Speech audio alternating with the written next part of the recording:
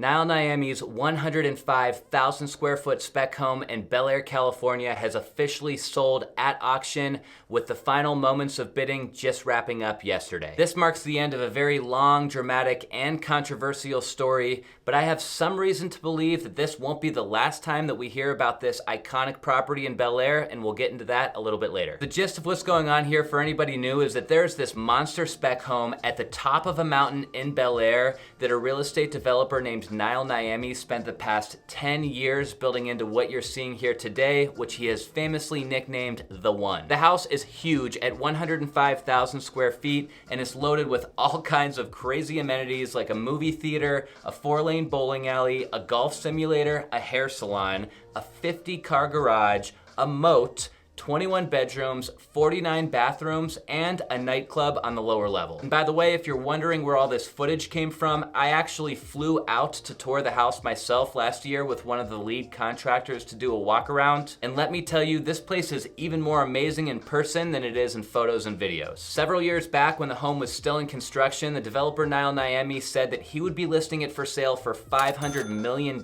when he was finished with it. But unfortunately, after spending more money than he expected on the project, and it taking way longer than expected, Nile ended up defaulting on several of his construction loans, which is what has led us to where we are today. Over the past 6 weeks or so, The One has been being marketed by top LA real estate brokers Aaron Kirman and Branden Rayni Williams. The agreement was that they were allowed to try to sell the home prior to auction if they could. It looks like they were unable to sell the house during that window though, so this mega mansion hit the auction block on February 28th. I think that was officially the fastest recap I have ever done on this story. I hope everyone feels up to speed. Now let's talk about how the auction went. So even though this project was ridden with loans in default and a developer who had filed for bankruptcy, the house wasn't auctioned off on the courthouse steps like you see on TV. A company called Concierge Auctions was hired to facilitate the auction of The One. They represent themselves as the largest luxury real estate auction marketplace in the world, and according to their account, they have the most comprehensive database of high net worth property connoisseurs on the planet. In my eyes, this was totally an appropriate company to oversee the auction of a home that was worth upwards of hundreds of millions of dollars. They have a really impressive web presence, they supposedly have a huge network of qualified buyers, and they have a ton of experience selling homes of this caliber. The way that Concierge Auctions website works is they advertise just a few dozen properties at a time, with a handful of those properties being actively open for bids, and then the rest being marketed with a bidding window starting at some point in the near future. You can see as we scan this list, they feature properties from all over the world, including the US, Japan, the Bahamas, Italy, France, and Croatia. Leading up to when a property is going to be auctioned off on Concierge Auctions webpage, it's sometimes permitted for real estate agents to market the property on the MLS as if it was a regular home for sale, and that is exactly what happened with The One. 944 Ariel Way went live on the MLS and on Zillow on January 14th, 2022 for $295 million, and the listing description did make it clear that the home was going to auction, but also that it could be sold prior to auction to a qualified buyer. We've already covered the marketing that they did on this property in the past, so we're not going to get into that today, but the real estate agents who are handling this listing did a nice job with their photos and marketing of the home during this window of time that they had the listing. They did several marketing videos, and they of course promoted it all over their social medias for their hundreds of thousands of followers to see. I guess it was possible that we would never see an auction date come if Aaron Kirman and his partners were able to find a buyer, but Monday, February 28th at 5:23 p.m., the email from Concierge Auctions went out stating that bidding was open for America's largest and most expensive residence. They said that it was the last chance to register as a bidder, which doing so, by the way, required a screening and a $250,000 deposit. Concierge listed the current high bid at the time, which was $50 million. And the most important thing to note is that this house would be selling at no reserve to the highest bidder. I still cannot believe that this place was set to sell at no reserve.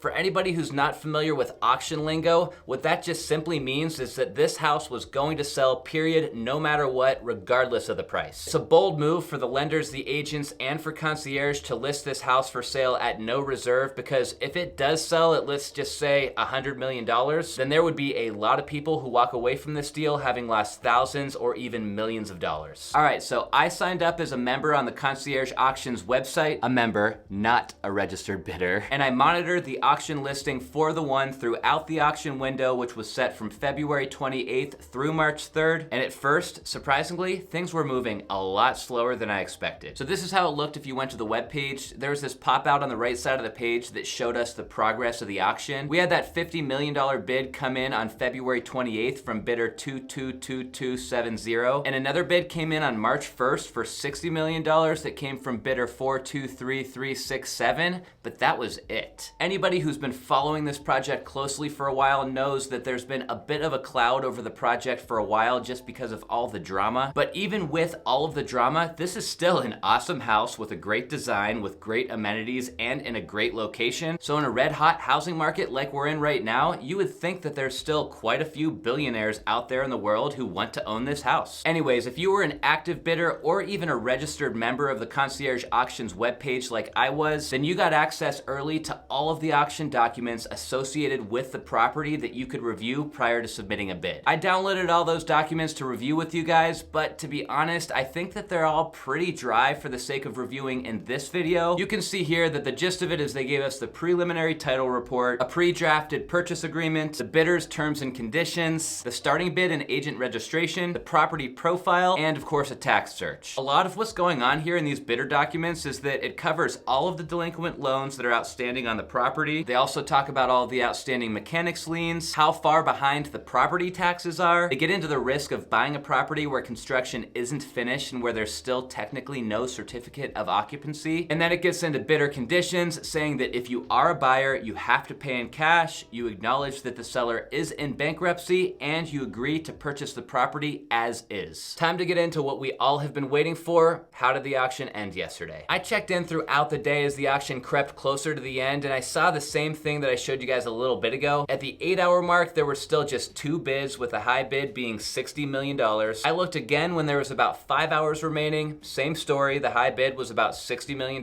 Then with just 3 hours to go, we actually had somebody come through under bidder ID 463985 submit a $70 million bid, which means that with that $10 million bidding requirement, the current ask was now $80 million.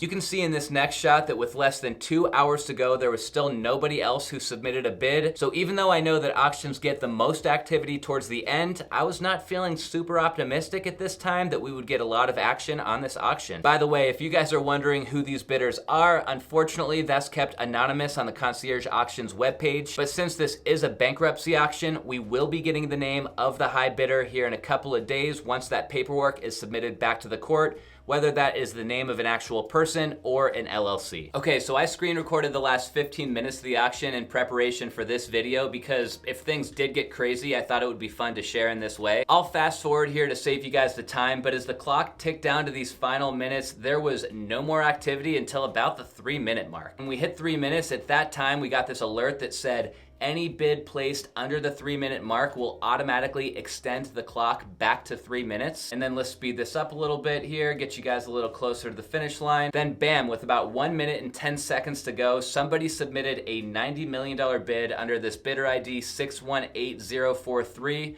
which reset the clock back to 3 minutes, and then it raised to the current ask price to $100 million. You can watch the chat here on the side during the next countdown, and the auctioneer puts out these little alerts saying, going once, going twice. And the next alert that we get from the auctioneer is that the time was extended at a bidder's request. And then boom, another bid comes in for $100 million. This is the same person who bid $70 million earlier that was that bidder ID 463985. It wasn't 20 seconds later, guys, that other bidder 618043 put another bid in now for $120 million.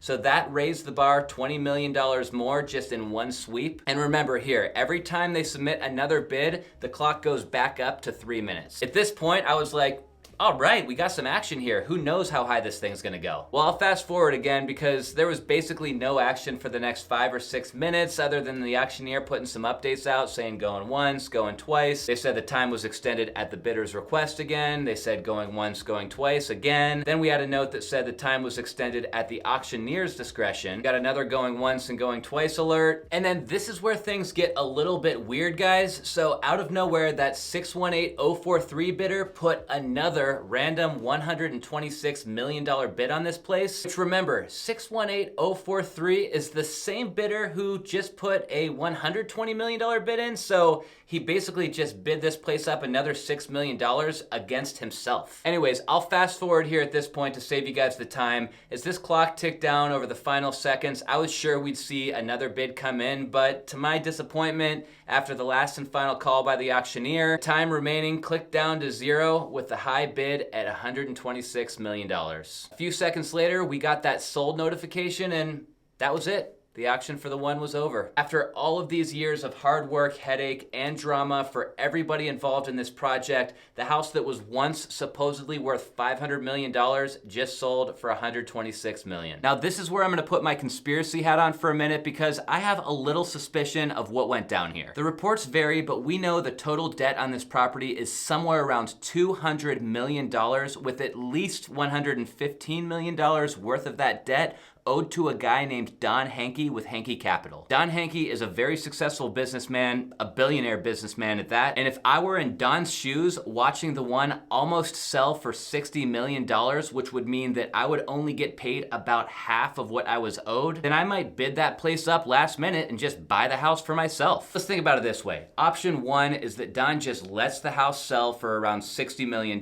which means that after all the auction fees and legal fees and commission and all of that, he's gonna walk away with like $45 or $50 million in his pocket at max. But remember, he lent out at least $115 million to the project, so he is taking a massive loss if things pan out in that way. Option two is Don becomes an active bidder. He lets the auction price rise. If it gets to over $115 million, great, he gets his principal back and he's happy. But if it doesn't get bid up that high, then he just simply buys the house back for himself. He finishes up the last bits of construction and then he sells it at a later date for a minimum of what he has into it. Neither one of these scenarios are pretty. Both are ridden with a ton of work and a ton of stress. Plus, this is just a theory of mine, which is by no means provable at this point, but it's possible that that might be what's going on. And I guess I wasn't the fastest to report out on this story. Lauren Starmiento with the LA Times did a great piece on the auction results this morning, and he points out that the buyer actually has to come to the table with about $141 million when you consider the auction fees. He also goes over the fact that this does not make for the most expensive sale in California, and also he might debunk my theory because it sounds like he talked to Don Hankey, who claimed he was not the buyer, so take that for what it's worth. Last, Lawrence gets into the fact that the winning bidder has an obligation to close on the deal by the end of this month, and that will only happen if the bankruptcy judge approves the sale. This might be the end of the story in the public eye, guys, but this is not the end of the story for all the creditors and contractors who are still owed money on this project because it didn't sell for as much as it needed to cover all of those outstanding debts. My heart goes out to all of them for spending so much time and money on this project only to walk away with this outcome. Anyways, that's all I've got for this update. I hope that you guys enjoyed the format today. Thank you so much for watching. Until next time.